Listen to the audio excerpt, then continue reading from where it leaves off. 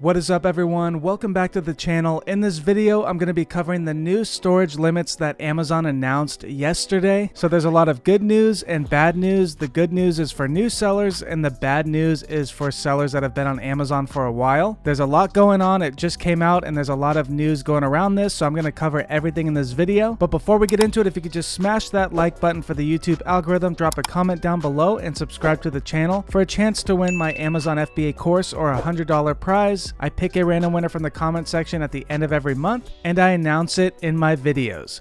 Alright, so what is this new storage limit that Amazon announced yesterday? So I'm actually going to pull up the email right here. And right here in July, you can see they said they announced the ASIN level quantity limits. That's the 200 unit limit that a lot of new sellers had. They could only send up to 200 units into Amazon. But now, effective April 22nd, all products will no longer be subject to ASIN level quantity limits. So that means new sellers can actually send in more than 200 units. I did a little more digging, and it looks like new sellers can send in up to 1,000 units. Now you could also find this number by going to the inventory tab, going to your performance, and then going to the bottom of that page. And then it's going to be under the restock limits tab, so you could find it that way. So that's a good thing for new Amazon sellers because they could send in more than 200 units. Again, you still want to send in a small order when you're testing a new product because you don't know how well it's going to sell. But now at least you could send in more than 200, and it looks like you could send in up to 1,000 units. All right, so that's the good news with the new limits that they announced. But if you look right here, now the restock limits are based on the storage type level. That means older sellers that have a lot of inventory in the warehouses, now they are going to be over their limit because it's based on storage amount. So they're going to have a lot of excess inventory that they're going to have to move out of the warehouses because they are over their limit and they can't send in new inventory. So that's why a lot of the older sellers are going crazy, because now they got to remove their slower selling products to make room for their fast moving products. Another big issue that I saw is Amazon is canceling shipping plans. If you have a ton of inventory on the way to Amazon's warehouse, they are sending out this email and saying they are canceling your shipping plans, and it's going to be against their policy, so it's going to be a violation. I'm not sure how strict they're going to be on that rule, but this is new stuff that is happening by the minute. So hopefully you don't have huge shipments on the way to Amazon and it doesn't put you over your limit, because now there are no ASIN quantity limits. There is storage type limits.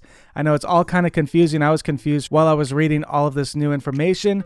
But there's good news for new sellers and bad news for older sellers that have a lot of inventory. But if you have fast moving products and the sell through is really good, then you should have no issues. But if you have slower moving inventory, you are going to have to find a way to get that inventory out of Amazon's warehouse so you can make room for your good products. Now, Amazon says they're still working on this stuff, so who knows how long this new policy will last. If they get issues, maybe they will change this policy. But in my opinion, the best thing to do is see how much you could send in. And then if you have to send in more inventory, you should send it to your home if you live in the US. You could also get a 3PL if you're outside of the US. I know a lot of them are very full right now and busy. But if you live in the US, I would either get a storage unit if you don't have room at your house, or if you could send it to your house, that's the best case scenario. And then you could send in inventory as you run low on stock. But there's not much we could do because we are selling under Amazon's platform. So we have to go along with their rules. Hopefully they find out that this is a bad policy and they change this new storage limit on the older sellers. But for the new sellers, at least you could send in up to 1,000 units now.